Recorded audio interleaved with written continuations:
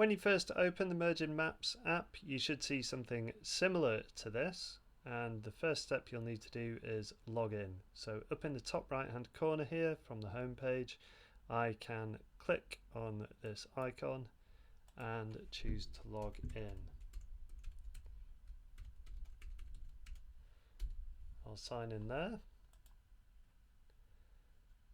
And if I go back into my user details, you can see that currently my workspace is set to burdGIS. That's because I already have an account with Mergin Maps, but your workspace should be set to Seaford, Trees and Nature.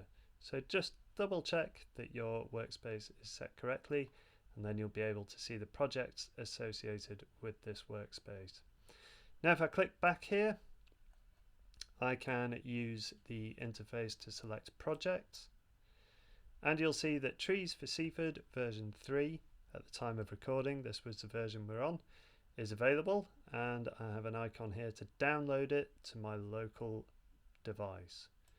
If I hit download, that will be now on my mobile device, my local device. I have a local copy, and if I click on this, the map itself will open up. With the map open, it's quite intuitive. I can choose to zoom in, I can pan around, I can click on a particular tree, and if you would like to access more features, you can use this More button down here.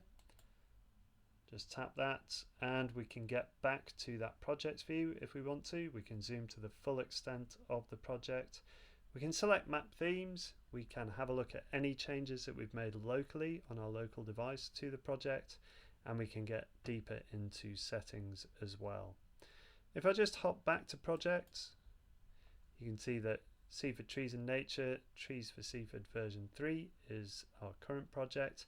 And if I tap on these three stacked dots, I can choose to view the local changes, or I can remove this project from the local device. Removing from the local device is no bad thing, so long as you don't have any changes that you haven't yet synced. But the server itself will always hold the project, the one source of the truth that can then be downloaded again.